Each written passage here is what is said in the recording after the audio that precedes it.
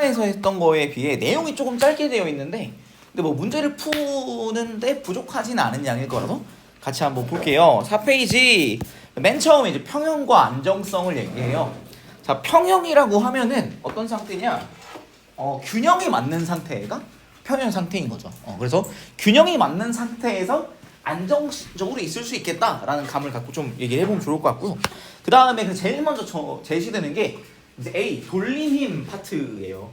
돌림 회전시키는 거랑 관련된 이야기고요. 그 전에 제일 먼저 나오게 되는 게 이 합력. 떼세요. 완전히 슈픽 책 있지? 오케이. 방금 잘했어. 자, 그래서 합력. 여러 힘이 동시에 작용했을 때 모든 힘을 합해 놓은 힘을 뭐라고 불러? 우리가 알짜 힘이라고 불렀어요. 알짜 힘. 힘을 전부 합쳐 놓은 것을 알짜 힘이라고 하고, 이 왼쪽에 알짜 힘이 작용하면 어떻게 된다 했어요? 물체에 알짜 힘이 작용하면 물체의 운동 상태가 변하고, 알짜 힘이 0이면 물체가 운동 상태를 유지한다. 그래서 이때 힘이라는 자체가 운동 상태나 모양을 변화시키는 원인이 됐었고, 이거에 대해 우리가 알고 있는 게 뭐 있을 거냐면, 자, 운동 상태를 양으로 나타낸 거 뭐라고 그랬어요? 운동량이라고 했었고, 이따 또 나중에 더 할 거지만, 이 운동량을 기호로 P라고 나타내고, 이게 뭐였지? P는 M 곱하기 V였었죠. 그쵸? M 곱하기 V였었는데, 이때 M은 질량이고 V는 속도잖아? 근데 우리 질량이 잘 변하지 않을 거잖아요? 질량이 변하지 않는다고 한다면, 운동량이 변화하면 뭐가 변화하는 거야? 속도가 변하는 거죠. 그쵸? 그래서 이때 속도가 만약에 변화했어. 운동량의 변화량 뭐 델타 P 이 세모하고 변화량이라고 했잖아요. 그래서 이렇게 되면 질량 곱하기 속도 V가 될 텐데, 이거는 뭐랑 관련이 있을 거냐? 우리 F는 MA. 얘는 M 곱하기 델타 T분의 델타 V였죠. 그죠? 그래서 여기다가 힘에다가 뭘 곱해주면? 델타 T를 곱해주면 어떻게 된다? 운동량의 변화량이 되는 것까지 나중에 할 겁니다. 어쨌든 그래서 요 얘기는 그냥 제가 여러분들 얼추 아는 얘기라서 살짝 해본 건데, 무슨 상황이냐? 알짜임 F가 작용하면 뭐가 변했어요?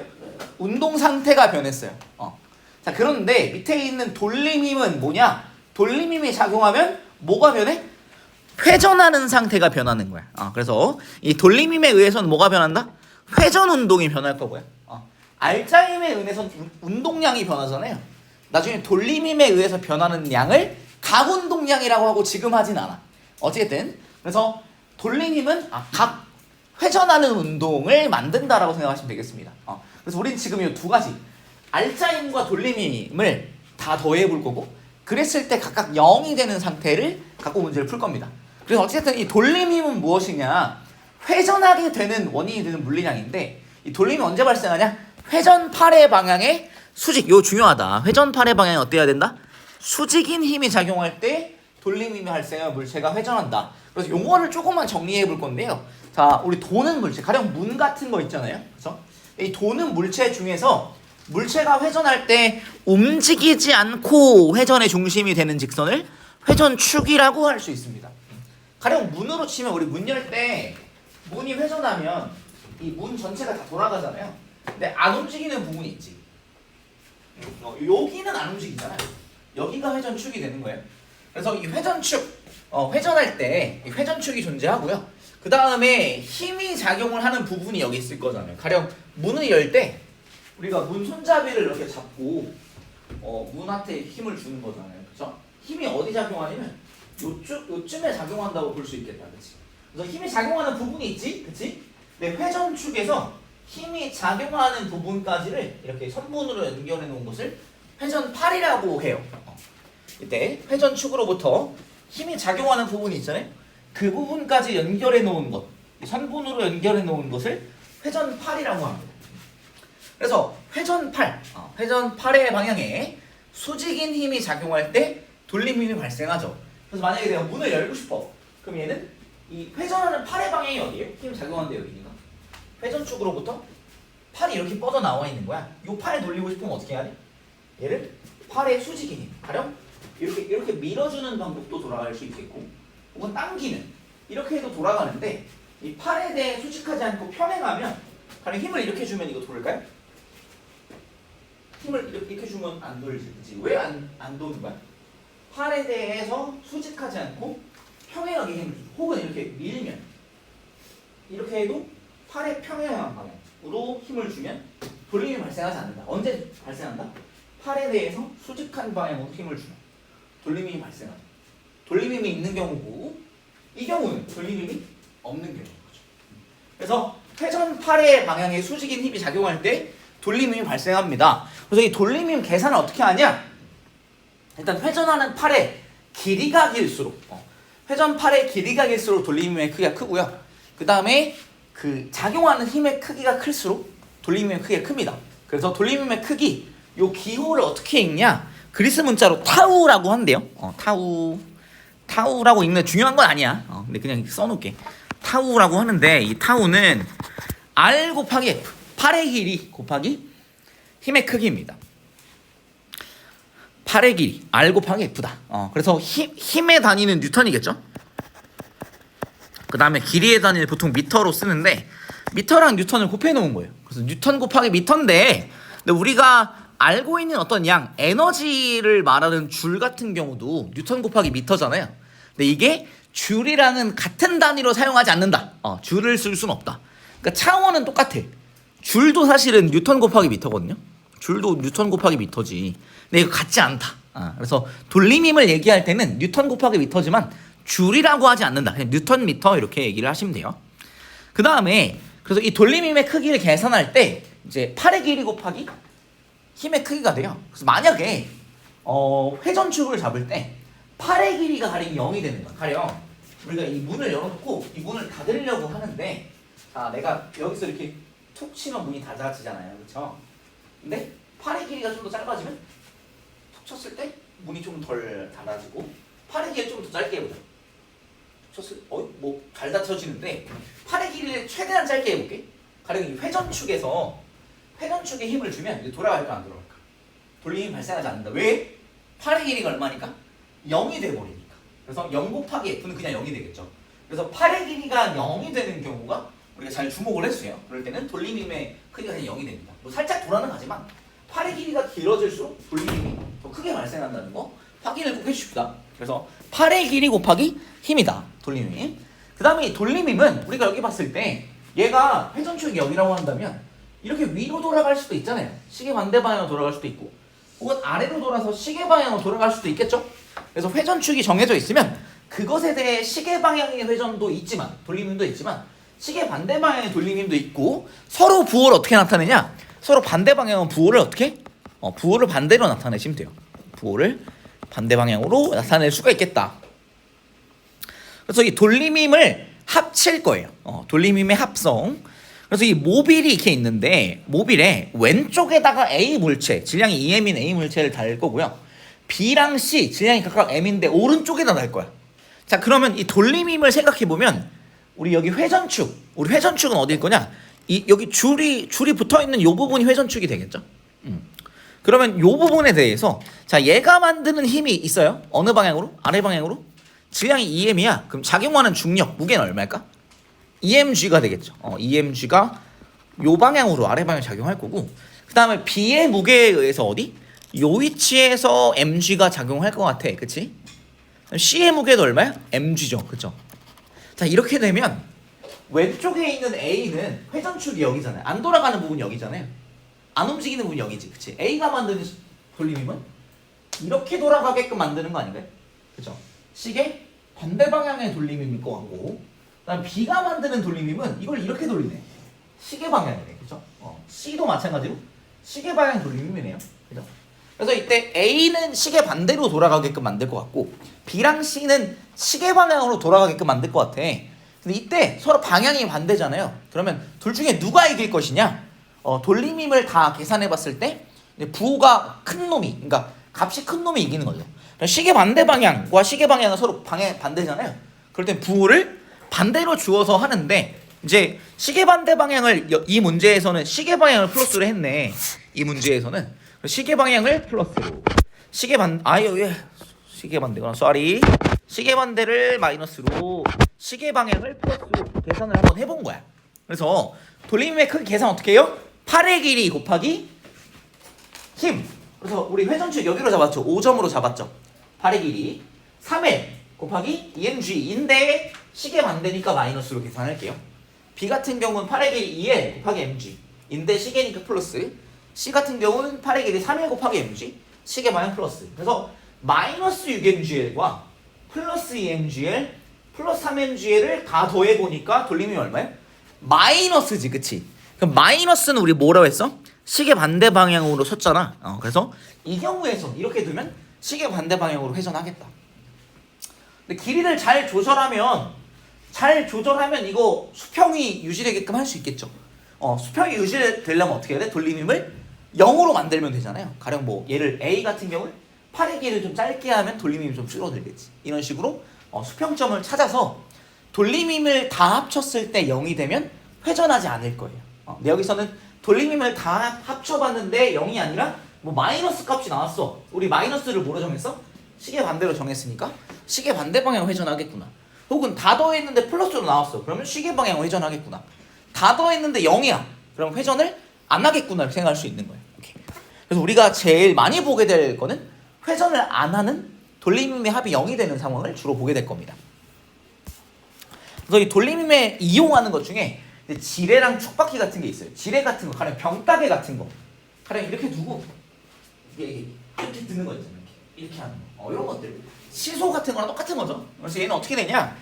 이 돌림임의 평형을 이용합니다. 그 아래 이제 초록색 글씨로 돌림임의 평형 써 있잖아요. 이 돌림임의 평형은 무슨 조건이냐? 돌림임을 우리 시그마 다 합친 거야. 돌림임을 다 합친 게 얼마다? 0이라는 조건이 들어갑니다. 우리 이 시그마 기호 뭔지 알죠? 총합. 돌림임의 총합 기호. 총합이 얼마다?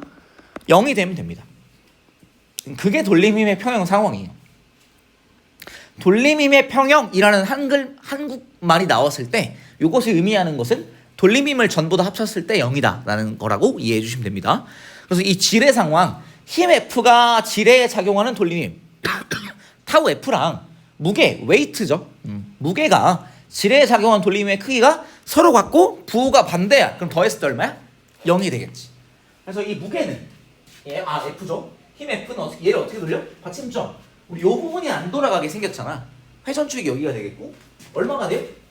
이렇게 식의 반대 방향 회전이 되겠죠. 돌림임의 크기 얼마야? A 8의 1 곱하기 F가 되겠죠. 식의 반대 방향 AF. 그다음에 얘 물체가 만드는 거는 이거 이렇게 돌리네. 식의 방향이죠. 그래서 크기는 8의 1 B 곱하기 물체 W.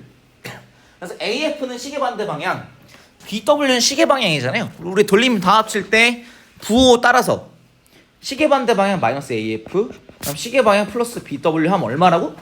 0이 된다. 그래서 F가 얼마예요? A분의 B 곱하기 W가 된다. 그래서 이 조건을 잘 이용하면 A를 B보다 크게 하면 어떻게 돼? 분모가 분자보다 크잖아요. 그럼 1보다 작아지겠지, 그치? 그래서 물체의 무게보다 어떤 힘? 무게보다 작은 힘으로 물체를 들어 올릴 수가 있다. 그냥 100kg 들어 올리고 싶은데 10kg 정도의 힘으로 들어올 수 있다는 거지. 그런 느낌. 그래서 물체의 무게보다 작은 힘으로 물체를 들어 올릴 수 있다. 옆에다 한 가지만 써놓을 건데요. 1의 양은 같다. 힘은 줄어들지만 이동거리가 오히려 늘어나게 되면서 1의 양은 똑같다라는 거. 1의 양. 그러니까 더 조금만 일하고 싶은데 그건 안 된다는 거야. 무게는 줄여주는데 힘의 크기는 줄어들지만 1의 양은 똑같다. 가령 무거운 거 들고 한 번 갈 거를 잘게 쪼개가지고 가벼운 거 가지고 여러 번 가는 느낌인 거야. 그래도 해야 되는 1의 양은 똑같지만 줘야 되는 힘의 크기가 줄어들기 때문에 뭔가 편리하긴 합니다. 해야 되는 1의 양은 같다라는 거. 이건 나중에 한번 더 얘기할게요. 그 다음에 축바퀴. 이것도 마찬가지예요. 지뢰랑 똑같은 건데 이 축바퀴는 큰 바퀴랑 작은 바퀴가 같은 축을 공유해서 동심원 형태로 이렇게 붙어 있는 거예요. 큰 바퀴가 있고 작은 바퀴가 있어. 그러니까 우리가 이게 작은 바퀴랑 큰 바퀴가 한 회전축에 붙어 있는 거야. 그리고 이거를 우리가 가령 이제 왼쪽에서 바라보는 게 얘다라고 생각하시면 돼요. 그래서 이 큰 바퀴에는 우리가 잡아당기는 힘 F를 주고 있고요. 그다음에 작은 바퀴에는 물체의 무게를 걸어놨어요. 근데 이때도 이거 마찬가지 뭐야? 돌림임의 평형 조건. 돌림임 다 합치면 얼마라는 얘기야? 돌림임 다 합치면 얼마라는 얘기야? 0이라는 얘기지. 그래서 얘는 우리가 주는 힘, 식의 반대 방향 돌림임 AF, 그다음에 물체의 무게 B 곱하기 W, 시계방향 플러스 BW 더하면 얼마다? 0이 된다. 그래서 F는 A분의 BW 곱하기 그래서 A가 B보다 크면 큰 바퀴를 최대한 크게 만들면 작은 힘으로도 무거운 물체를 들어 올릴 수 있다라는 거예요. 이때도 마찬가지로 어떻다? 이 배양은 같다. 중요한 부분 아니라서 요 정도까지 하고 넘어갈 거고요. 그다음 밑에 있는 거 여기부터 되게 중요한 부분이다. 구조물의 안정성. 그래서 역학적 평형 조건이라는 게 있는데 이게 무슨 상태냐? 우리 평형, 균형을 유지하고 있는 상태가 평형 조건인데 그래서 자 역학적 평형 상태, 물체가 운동 상태의 변화 없이 정지해 있으려면 우리가 역학적 평형 조건이라고 하는데 만족해야 되는 조건이 두 가지가 아래에 붙습니다. 가령 뭐 수평을 유지해서 정지해 있다, 수평을 유지하고 있다 이런 말들. 멈춰 있는 상태가 유지되려면 두 가지 조건. 1번 물체에 작용하는 알짜힘 얼마야? 0이야. 모든 힘의 합이 알짜힘인데 모든 힘의 합이 얼마다? 0이라는 얘기. 첫 번째 조건. 두 번째 조건 돌림힘의 평형이었죠. 돌림힘 평형 말이 뭐였어? 모든 돌림힘의 합이 0이다. 그래서 역학적 평형 조건은 되게 간단한데 힘을 다 합쳤을 때 0이다. 1번. 2번 돌림힘을 다 합쳤을 때 0이다. 두 가지 조건입니다. 그 두 가지 조건을 동시에 만족해야 됩니다. 요게 역학적 평형 조건입니다. 그래서 가만히 멈춰 있다. 이런 것도 가만히 멈춰 있으려면 돌림힘의 평형을 만족해야 되겠죠. 그죠? 그다음에 알짜힘도 0이어야 돼. 오케이? 요런 느낌. 근데 그렇게 안 되면 이렇게 떨어지거나 이렇게 되겠죠. 돌림힘의 평형 0, 알짜힘 0. 두 가지 조건을 모두 만족해야 된다. 다음 페이지 보면 두 힘의 작용점에 따른 힘의 평형과 돌림힘 평형 보면 작용점이 똑같을 때가 있고 작용점이 다른 경우가 있어요. 그래서 이 경우에 같은 작용선상에서 크기가 같은 두 힘이 반대로 작용한다 치자. 그럼 알짜힘 얼마야? 알짜힘 0이고 돌림힘의 합도 0이야. 그래서 얘는 양쪽에서 똑같은 힘의 크기로 잡아당기면 안 움직이죠. 그죠? 근데 이번에는 어떻게 할 거냐? 작용점이 다른 경우. 그러니까 이 F2는 아래에서 작용하고 F1은 위에서 작용해보자. 이거 어떻게 될까요? 이게 돌아가요. 왜 돌아가냐? 뭐가 발생해서 알짜힘은 0이지만 다른 작용선상에서 크기가 같은 두 힘이 있으면 이제 다른 방향으로 작용하면 알짜힘은 0이지만 뭐가 있어요? 돌림힘의 합은 0이 아니기 때문에 돌아간 거예요. 언제까지? 작용선이 같아져서 돌림힘의 합이 0이 될 때까지. 그래서 왼쪽의 경우에는 물체가 계속 정지해 있으니까 역학적 평형 상태라고 할 수 있죠. 근데 오른쪽 상태는 역학적 평형 상태가 아닙니다. 왜? 힘의 합이 0이지만 돌림힘의 합이 0이 아니니까. 그래서 오른쪽에 적어 나올 수 있으면 좋은데 이제 우리 바로 밑에 무게중심이라는 얘기를 할 거거든요. 그래서 이거 일단 써놓자. 알짜힘 만약에 알짜힘 0인 경우 이러면 무게중심의 위치가 고정입니다. 무게중심 위치가 고정된다. 그래서 요 물체 위에 있는 요 경우에 작용점이 달라서 돌림힘의 합이 0이 아니었거든요. 그래서 회전할 거지만 뭐는 안 움직이냐? 무게중심, 이 물체의 정중앙에 있는 이 무게중심은 돌아가지 않을 거예요. 그래서 어떻게 되냐? 얘가 정중앙, 무게중심은 요쯤 있을 거거든? 여기 한번 봐봐. 안 움직이고 이렇게 좀 움직였나요? 움직였을 수 있음. 얘는 고정된 상태로 회전할 거다. 그래서 얘가 돌아간다면 이 부분이 고정된 상태로 돌아가게 될 거다. 보시면 좋을 것 같아요. 그래서 돌림이 작용하더라도 알짜힘이 0이면 무게중심의 위치가 바뀌지 않는다는 거 기억해 주시면 좋겠습니다. 그 다음에 이제 무게중심 얘기를 이제 밑에 해볼 건데 무게중심이 그래서 뭐냐? 여기 나와 있는데 물체를 이루는 입자들의 전체 무게가 한 곳에 작용한다고 볼 수 있는 점. 그러니까 한 곳인 것처럼 간주하는 거야. 실제로 뭐 물체가 있으면 물체를 이루는 원자들이 있을 거 아니야. 그럼 원자 하나하나 다 질량이 있지. 원자 하나하나 다 중력이 작용하잖아요. 그죠? 자, 그런데 이 무게중심은 이 물체 전체에 작용하는 중력이 한 점에 한 곳에서 작용한다라고 볼 수 있는 점이 무게중심이에요. 그래서 이때 오른쪽에 평형 상태와 무게중심이 있는데 물체의 무게와 같은 크기의 힘으로 무게중심을 떠받치면 역학적 평형 상태가 되거든. 그래서 만약에 내가 이 무게중심, 가령 이 펜 같은 경우도 이 펜의 중심을 이렇게 받쳤어요. 그러면 이렇게 안 돌아가는 상태 만들었다 치자고. 했다고 치면 어때야 되냐면 무게중심이 내 손가락에 의해서 받쳐지는 상태여야 돼. 가령 이렇게 하면 쉽잖아, 그치? 무게중심은 내 손바닥 안에 있는 거야. 근데 무게중심이 내 손바닥에 있지 않게끔 되면 얘 어떻게 될까? 이렇게 떨어지겠지, 그치? 그래서 이때 무게중심을 떠받치면 역학적 평형 상태가 되거든. 그래서 이게 약간 이거야. 무게중심을 떠받치면 무조건 역학적 평형 상태고, 역학적 평형 상태면 무게중심이 떠받쳐져 있는 거야. 둘 다 맞아. 역학적 평형 상태면 무게중심이 떠받쳐져 있어야 돼, 반드시. 두 번째, 무게중심이 떠받쳐져 있다면 반드시 역학적 평형 상태입니다. 서로 왔다 갔다 한다는 거. 둘 다 왔다라는 거.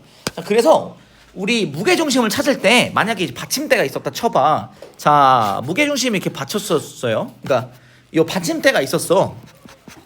만약에 받침대가 있었는데 if 무게중심이 안 받쳐져 있었다고 해볼까? 무게중심이 받쳐지지 않았다고 하면 어떻게 될까요? 가령 무게중심이 가령 받쳐지지 않았어. 그냥 여기 있는 거야.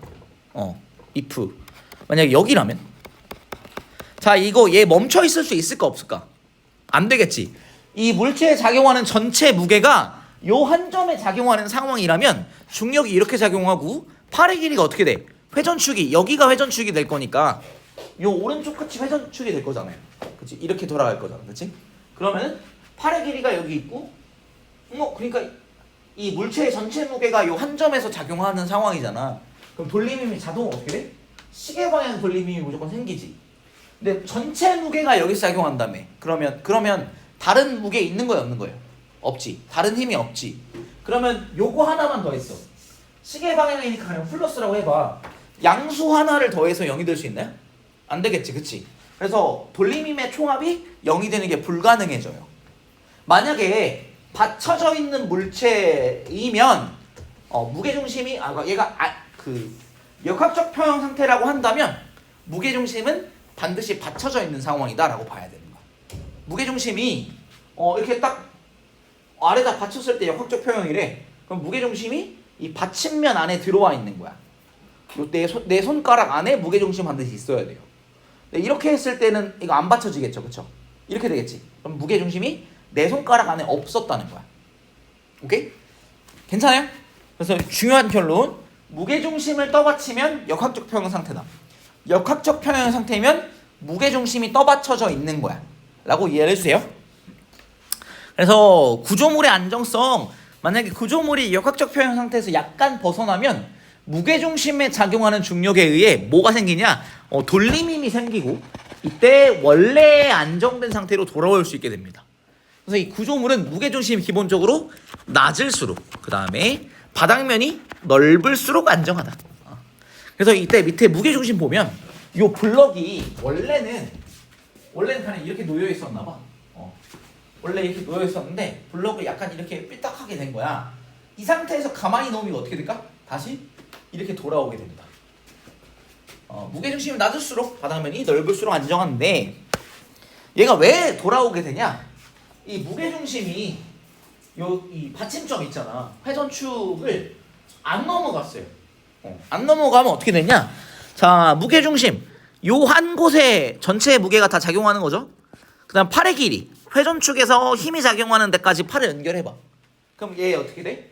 시계 방향으로 돌림힘이 생기지. 내가 시계 반대 방향으로 까딱하니까 돌림힘이 시계 방향으로 생겨서 돌아오게 돼요. 근데 만약에 오른쪽에 얘는 이제 어떻게 됐어? 시계 반대 방향으로 좀 많이 까딱한 거야. 많이 기울어진 거야. 그럼 이제 어떻게 될까? 그냥 넘어지겠지. 그치? 얘 여기 보면 무게중심 여기 있잖아. 자, 받침점 여기지, 회전축. 그럼 얘는 이제 돌림이 어떻게 됐어요? 시계 반대 방향이지, 그치? 그래서 우리 물체가 있을 때, 책상이 있어. 책상 무게중심이 어디쯤 있을까? 무게중심 어디쯤 있을까? 한 중앙? 요쯤 있을까? 이거보다 조금 더 높을지도? 왜냐면 요 위에는 질량이 많은데 아래는 질량이 별로 없어가지고. 여러분 요쯤 이따 치자. 자, 이 상태에서 얘를 이렇게 기울여 볼게요. 자, 이 상태에서 놓으면 이거 받침점 선 안 넘어갔지? 그럼 얘 돌아올 거야. 이렇게. 근데 만약에 무게중심이 받침점 선을 넘어가게 되면, 자, 이제 넘어간 것 같아. 그럼 어떻게 돼? 이렇게 넘어질 거야. 여기 무게중심이 있잖아, 물체에. 무게중심이 선을 넘어가지 않으면 돌아와. 무게중심이 선을 넘어가면 어떻게 된다? 넘어가면 이제 얘는 이제 넘어질 거야, 이렇게. 오케이? 어떤 느낌이 알겠어? 그래서 무게중심이 받침점을 넘어가지 않으면 돌아오고요. 무게중심이 받침점을 넘어가면 되돌아오지 못하고 넘어지게 됩니다. 그래서 받침점을 넘어가기 어려우려면 어떻게 되면 좋을까? 바닥면이 넓을수록 받침점을 넘어가기 어려워서 안정적이고요. 그 다음에 무게중심이 낮을수록 넘어가기 어려워집니다. 그래서 두 가지. 무게중심이 낮을수록, 그 다음에 바닥면이 넓을수록 안정적이게 됩니다. 그 다음에 복원력이라고 하면 이게 뭐냐면 우리 아까도 얘기했는데 이게 잠깐 딱 기울었을 때 제자리로 돌아오잖아요. 그래서 얘때 평형 위치에서 벗어난 물체를 원래 방향으로 복원시키는 거. 원래 위치로 이거를 이제 우리가 복원력이라고 해요. 그래서 역학적 평형 상태를 조금 벗어났을 때 복원력에 의한 돌림힘이 원래의 상황으로 돌아간다고 하면 물체는 안정적이다. 근데 이렇게 많이 기울어지면 어떻게 돼요? 많이 기울어지면 무게중심의 돌림힘이 더 기울어지게 만드는 작용해서 이제 넘어지게 됩니다. 근데 조금 움직였을 때는 무게중심에 의한 돌림힘이 원래 방향으로 돌아오는 복원력으로 작용하기 때문에 이제 안정적인데, 이 복원력이 있으면 안정적인데 복원력이 없으면 안정하지 않다 정도로만 이해하시면 될 것 같고, 중요한 부분은 이 역학적 표현 조건이야.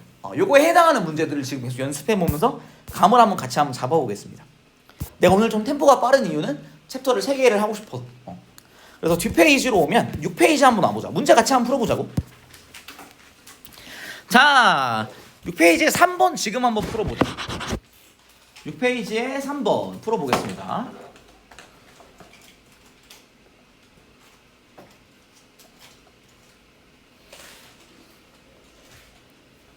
받침대가 있죠, 그쵸? 자, 어때야 돼? 네, 들어 올리려고 해. 그 물체 들어 올리면 어떻게 해야 돼? 시계 방향이 이겨야 되죠, 그쵸? 이 물체가 주고 있는 거 어떻게 돼? 시계 반대 방향이지. 우리 시계 반대 방향 마이너스를 볼게. 마이너스 1000N 곱하기 1m고, 그 다음에 F 4m에서 작용하죠, 그쵸? 시계 방향이지. 플러스 F 곱하기 4m 했더니 이게 시계 방향으로 돌아야 받침 물체가 들어 올려지는 거 아니야? 그쵸? 얘는 어떻게 돼? 얘가 0 이상이면 되겠다.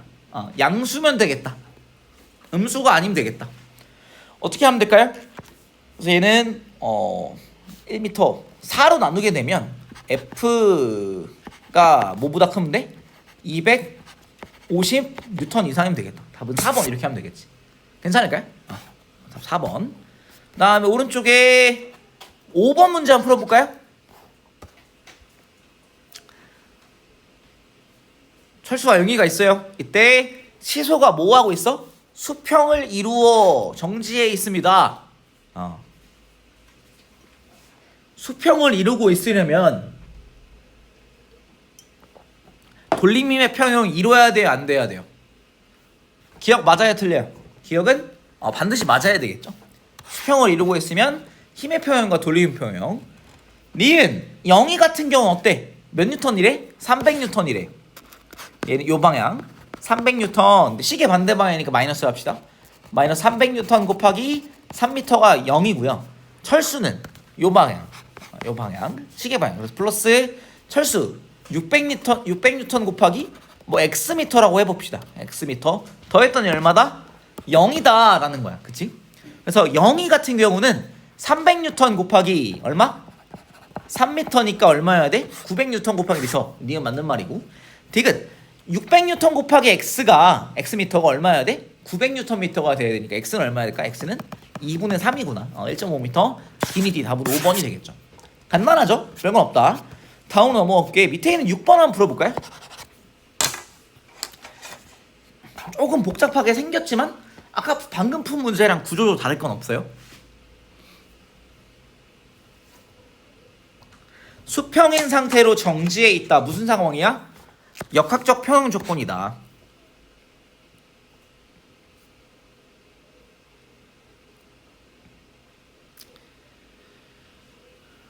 그래서 왼쪽에 추 20N이 어떻게? 시계 반대 방향이죠. 마이너스 20N 곱하기 5L이고요. 그 다음에 이 추가 작용하는 거 시계 방향이죠. 플러스 2L 곱하기 W 했더니 얼마래? 0이다. W는 얼마야 될까요? 50N이어야 되겠네요. 그래서 기억은 맞는 말이지. 그 다음에 수평인 상태로 정지. 니은 맞아요 틀려요? 니은은 무조건 맞다. 아니 맞는 말이고, 이때 3L만큼 하면 어떻게 돼요? 시계 방향 돌림힘이 어떻게 될까? 더 커지겠지, 그치? 얘는 양수, 이제 시계 방향이겠다. 길이 답은 5번이 되겠죠. 다음 페이지 한번 가볼까? 자, 여러분 7번 한번 풀어볼래요?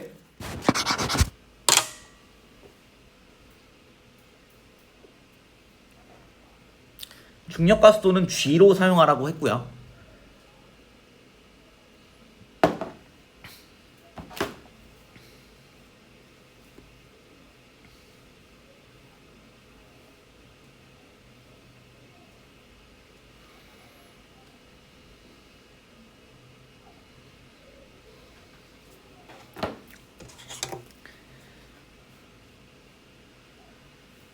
자, 정지해 있습니다. 그쵸? 수평을 유지하고 있으니까 무슨 조건?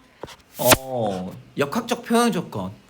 힘의 평형과 돌림힘의 평형을 이루고 있습니다. 그쵸? 자, 그러면 우리가 볼 수 있는 거, A 같은 경우는 어때? A가 주는 거는 A 무게 얼마야? mg지, 그치? B 무게도 mg예요. 그래서 A랑 B랑 어때? 시계 방향 돌림힘. A가 만드는 건 플러스 mg 곱하기 L, B가 만드는 건 플러스 mg 곱하기 2L이야. 근데 A 왼쪽에 P는 어떻게 써야 될까? A랑 B가 시계 방향인데 정지해 있으려면 P는 어떤 방향? 시계 반대 방향으로 당기고 있어야 되겠죠. 이때 잡아당기는 줄의 힘의 크기를 T라고 합시다. 장력의 크기가 T예요. 그럼 얘가 만드는 거 돌림이면 T 곱하기 얼마야? L이고 시계 반대 방향이니까 마이너스야. 자, 이 세 가지를 더하면 얼마다? 이게 0이 돼야 된다. 그래서 마이너스 TL 더하기 MGL 더하기 EMGL 하면 얼마야? 0이 되어야 역학적 평형이죠. 그죠? 돌림힘의 총합이 얼마? 0. 그리고 T는 얼마예요? T는 3mg가 되어야 됩니다. 그래서 이 왼쪽에서 어떻게 잡아당겨야 돼? 3mg로 잡아당겨야 돼요. 그럼 한 가지 물어볼게. 자, 이 막대기는 지금 줄이 아래 방향으로 3mg로 당기고 있고요. 힘으로. 그럼 A가 아래 방향으로 mg로 당기고 있고, 그다음 B가 아래 방향으로 mg로 당기고 있어. 이 막대기 왜 안 떨어지는 거야? 아래 방향 3mg, 아래 방향 mg, 아래 방향 mg로 당기기만 하는데, 밑으로 잡아당기기만 하는데 이거 왜 안 떨어져요? 이거 왜 안 떨어지지? 자, 가령 그림을 이제 이렇게 그려볼까? 자, 밑에 있는 받침대를 치워버렸다 치자. 이거 떨어져 안 떨어져? 반드시 떨어지겠지, 그치? 근데 왜 안 떨어졌다는 거야? 받침대가 뭐 하고 있었던 거야? 받침대가 위쪽으로 힘을 줬던 거야. 그거의 크기가 얼마일까요? 모든 힘의 합이 0이 돼야 되니까 아래로 3mg, 아래로 mg, 아래로 mg. 그럼 아래로 총 얼마야? 5mg잖아, 그치? 그럼 위로는 얼마 작용해야 될까? 위로 5mg 작용해야 안 떨어지는 거야. 여기에 작용하는 모든 힘들을 다 볼 수 있어요. 자, 근데 우리가 이 5mg 계산해서 왜 돌림힘 계산 안 한 거야? 5mg 돌림힘 왜 계산 안 한 거야? 왜냐면 회전축이 어디니까? 여기인데 팔의 길이가 얼마가 됐어? 0이 되다 보니까 돌림힘이 자동으로 0입니다. 이 받침대가 회전축이 되기 때문에 여기를 기준으로 돌 거라서 받침대가 주는 힘은 돌림힘을 만들지 못하게 돼요. 그래서 회전축을 어디로 잡느냐가 굉장히 중요한 부분이 됩니다. 이런 문제들을 풀 때. T 얼마라고? 3mg였다. 막대를 당긴 힘의 크기는 3mg였다. 그 다음에 다른 문제들 여러분 스스로 한번 해보시고 오른쪽에 10번 문제 한번 풀어봅시다. 자, 막대가 모빌이 2개가 있어요. 막대 2개가 있어요. 근데 이때 막대의 무게 질량 이거 무시합시다. 잠깐. A의 질량만 알려줬죠? B의 질량과 C의 질량을 파악하면 될 것 같습니다. 그리고 각각 수평을 이루고 정지에 있으면 돌림의 평형과 힘의 평형을 다 이루고 있는 거죠.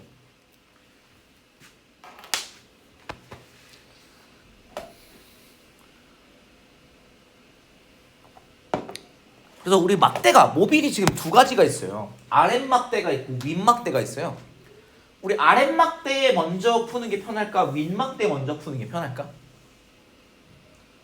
아랫막대가 조금 더 좋을 것 같아요. 왜 그럴까요? 왜냐면 A가 알려져 있기 때문에 B를 금방 알아낼 수 있어요. B 얼마예요? 자, 얘가 지금 보면 이 아랫막대에 작용하는 돌림인 보면 A가 아래 방향으로 6mg만큼 잡아 끌 것 같고요. 그 다음에 여기에 지금 이 줄이 어디 있어? 줄이 위쪽으로 잡아당기는 힘이 있지, 그치? 그다음 B가 아래로 잡아당기는 힘이 있어요. 자, 여러분 회전축을 어디로 둘래? 안 돌아가는 부분이 어디야? 요 부분이 안 돌아가잖아, 그치? 자, 그러면 줄의 장력을 아직 몰라. 요거는 근데 회전축이서 작용하기 때문에 얘가 만든 돌림힘은 없어. 그러면 A가 만든 돌림힘 6mg 곱하기 1.5L 시계 반대 방향 마이너스. 그 다음에 B가 만든 돌림이 무게 곱하기 1.5L. 어때? 팔의 길이 똑같으니까 어때야 될까? 힘의 크기 똑같아야 되겠지. 그래서 얘는 6mg다. 마찬가지로 6mg 이렇게 잡아당기는 거다. 자, 그러면 봐봐. 이 막대기가 아래 방향으로 6mg 또 아래 방향으로 6mg 작용하는데 왜 안 떨어질까요? 왜 안 떨어지지? 실의 장력. 이 모빌을 만약에 우리가 요 부분을 요 실을 지우면 이거 바로 떨어질 것 같은데? 근데 실이 있죠? 실이 있어서 안 떨어지는 거야. 실이 얼마를 버티는 거야? 실이 12mg 맞아요. 12mg를 버티는 거예요. 그러니까 실이 이 아랫모빌을 12mg로 잡아당기는 거고요. 그러면 요 실은 윗모빌을 얼마로 잡아당기냐? 윗모빌을 12mg로 아래로 잡아당기는 거예요. 옆에다 써놓으면 좋은데 우리 장력이라는 게 있어요. 실의 장력은 자, 특징 1번 당기기만 합니다. 당기기만 한다. 요게 특징 1번이고요. 2번 장력은 특징이 양쪽 끝에서 같은 힘의 크기로 당긴다. 같은 크기의 힘으로 당긴다. 자, 장력의 특징 1번 당기기만 합니다. 2번 양쪽 끝에서 같은 힘의 크기로 당깁니다. 그래서 이 줄이 아래쪽 모빌을 12mg로 위로 당기고 있지만 이 줄이 위의 모빌은 아래 방향으로 12mg로 당기는 거예요. 장력은 당기기만 하고 무조건 이 줄이 아래는 위로 당기지만 위는 아래로 당길 거라는 거. 그리고 양쪽에 작용하는 힘의 크기가 12mg로 똑같습니다. 자, 그럼 윗모빌을 봤을 때 자, 윗모빌에 작용하는 힘을 전체적으로 보면 뭐뭐뭐 있냐? 왼쪽 끝에서 줄이 잡아당기는 아래 방향에 12mg가 있고요. 그 다음 여기 줄이 있지, 그치? 여기 줄이 위쪽으로 당기겠죠, 그쵸? 그 다음에 요 줄이 어떨까? 아래 방향으로 당기겠지, 그치? 이때 우리 회전축 어디로 잡힐까? 요 부분, 줄 묶인 부분일 거예요, 그쵸? 여기로 회전축 잡으면 자, 여기는 어떻게 돼? 12mg가 L로 시계 반대 방향이죠. 마이너스 12mg 곱하기 L이 되겠고, 요 부분의 힘을 X라고 하면 얘는 시계 방향에서 플러스 X 곱하기 3L 더하면 얼마나? 0. 그래서 X는 얼마여야 될까? X는 4mg면 됩니다. 그래서 C는 질량이 4m이어야 된다. B는 얼마였어? 6m. A도 6m이니까 6m, 4m은 16m. 4번이 되겠네요. 요런 느낌으로 가면 되겠습니다. 자, 밑에 있는 11번 문제들 여러분 한번 풀어봅시다. 위에 있는 문제는 똑같은 거예요. 한번 풀어볼게요.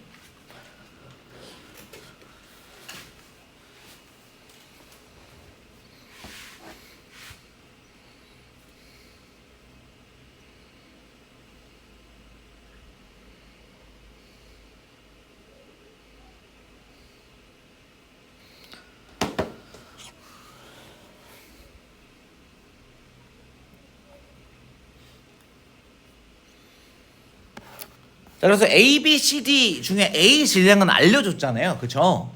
그러면은 왼쪽 모빌에서 시작하는 게 좋겠지? B 질량 얼마예요?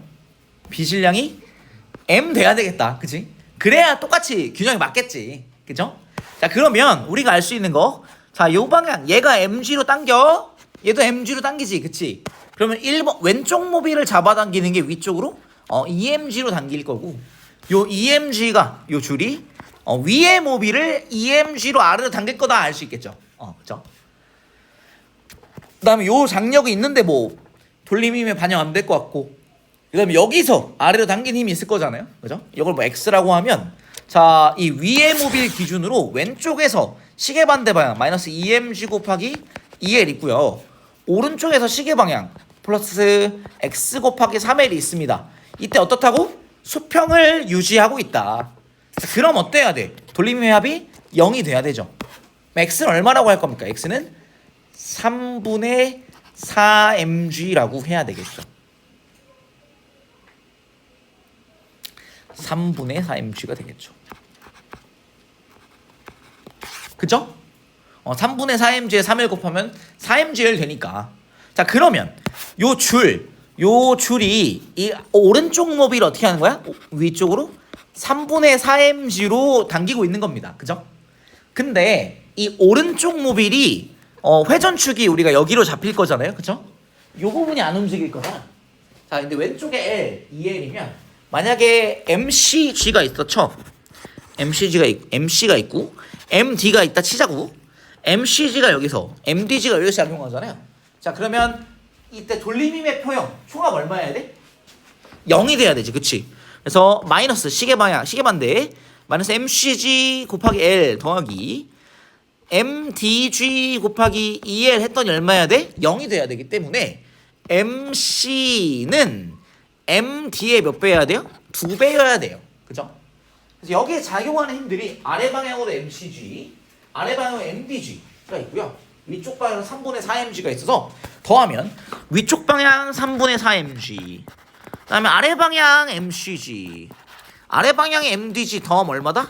0이 돼야 됩니다. 이건 힘의 표현 조건이죠. 자, 그럼 전부 더하면 MC는 EMD잖아요. 그럼 얘는 3MDG는 3분의 4mg가 돼야 되고요. 그래서 MD는 9분의 4m이 돼야 되죠. 그렇죠? 근데 MC 우리 물어보는 게 C의 질량 물어보잖아. 그죠? 그래서 얘는 어떻게 된다? 안 보이나? 축소를 한번 좀 하자. 잘 안 보였겠네. 소리. 그래서 MD가 9분의 4m인데 MC가 2배니까 9분의 8m 답 3번 이렇게 되겠죠. 그래서 이거는 계산 실수하지 않는 게 좀 중요한 부분입니다. 뒤로 넘어가서 문제 좀만 더 풀어보자. 다음 페이지에. 자, 이번에는 이제 어떻게 되냐? 13번. 막대도 질량이 있었네. 질량이 M인 막대입니다. 13번 문제 한번 풀어볼게요. 막대에 질량이 있어서 막대가 받는 중력도 있는 거야.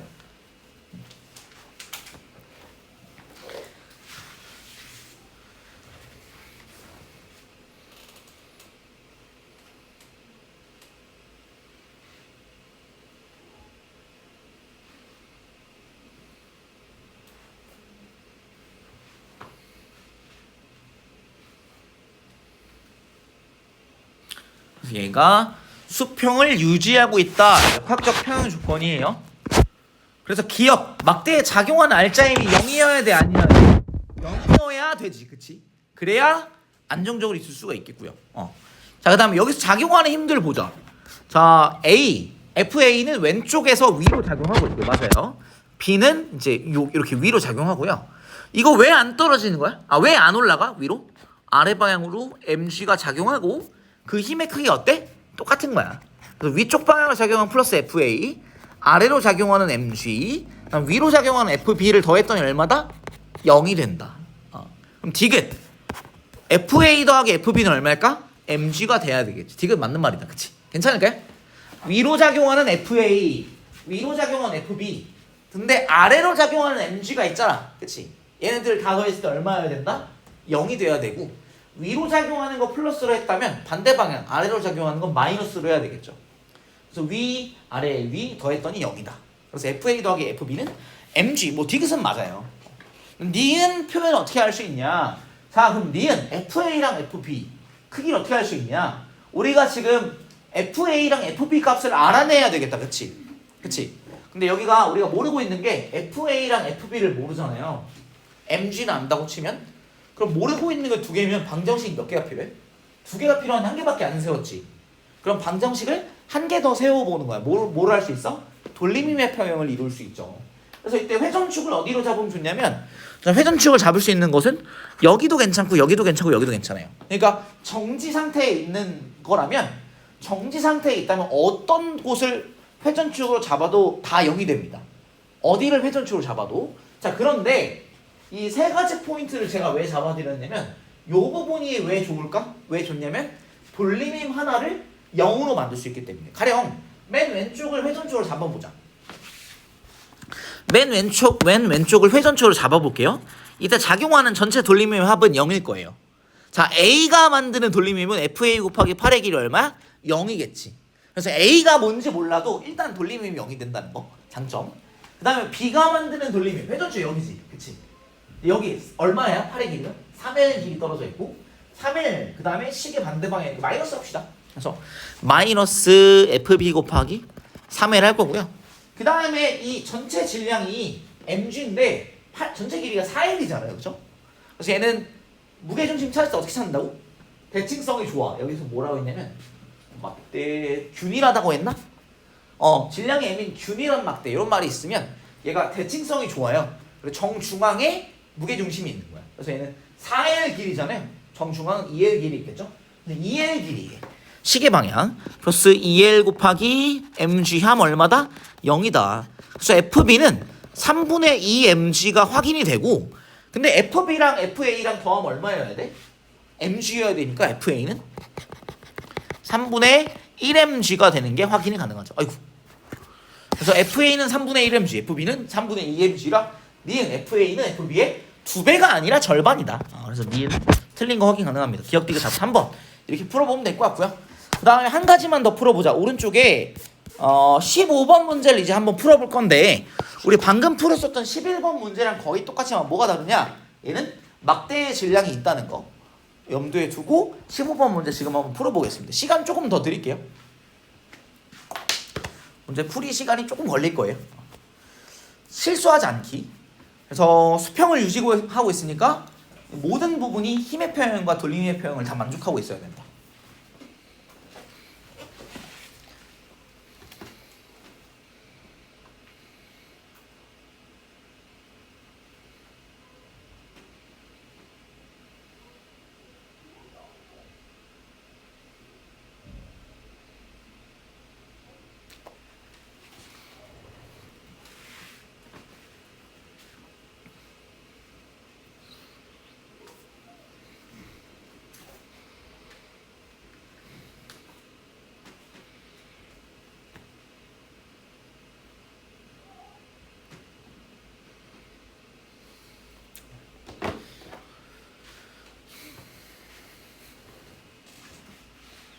그래서 막대 1번이랑 막대 2번 중에 막대 2번 먼저 다루는 게 좋겠지?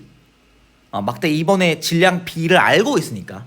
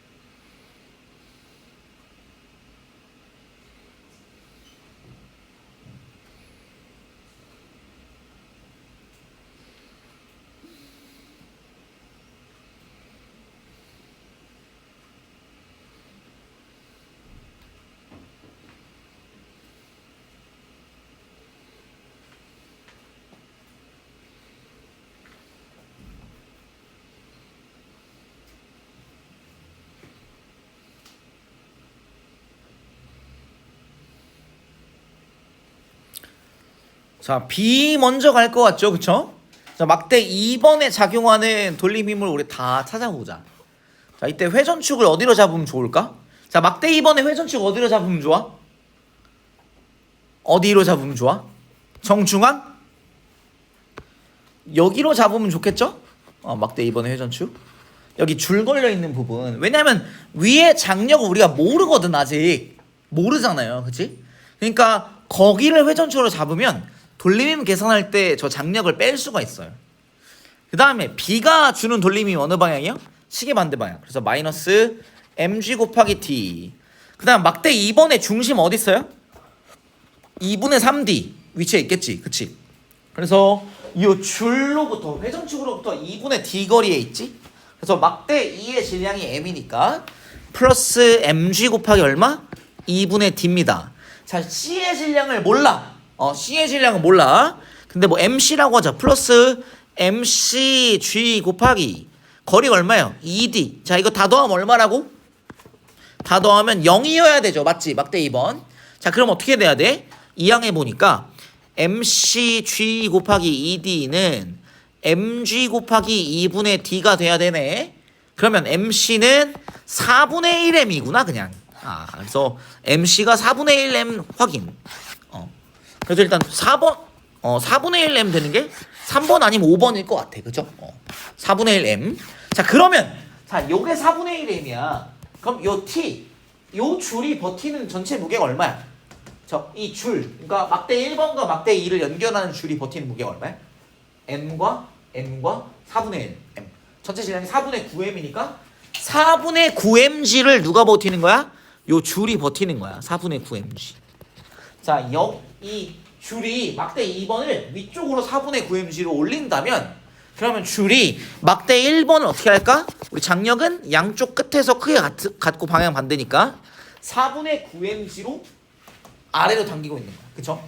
자, 그러면 우리가 A 질량을 몰라. MA라고 합시다. 그 다음에 A가 주는 거 어느 방향이에요? 회전축을 여기로 잡으면 회전축 여기로 잡으면 되겠지? 막대 1번 같은 경우도. 자, A가 주는 거 마이너스 MAG 곱하기 거리가 4D죠? 4D. 그 다음에 막대 1의 질량 중심은 전체 길이가 6D니까 3D 위치에 있겠지. 그치? 회전축에서 얼마 떨어져 있어? D만큼 떨어져 있죠. 그쵸? EMG가 작용하겠지.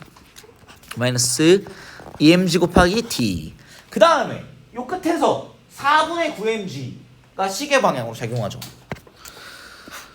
시계 방향. 그래서 더하기 4분의 9mg 곱하기 2D. 이거 다 더하면 얼마다? 0이 돼야 됩니다. 계산하면 되겠죠? 계산하면 마이너스 2mgd 더하기 2분의 9mgd. 2분의 5mg가 남겠다. 그래서 4mA 2분의 5mgd가 남겠어요. GD 떼면 MA는 8분의 5mg네요. 그래서 밑에 있는 5번이 답이 되겠구나. 이런 식으로. 모든 항을 다 넣어서 계산하면 어쨌든 풀린다. 근데 이제 문제는 이제 중간에 하나라도 누락되면 그냥 답이 틀린다라는 거. 그거 주의하면 될 것 같고요. 지금 55분이니까 쉬었다가 6시 5분에 시작하겠습니다. 고생했습니다.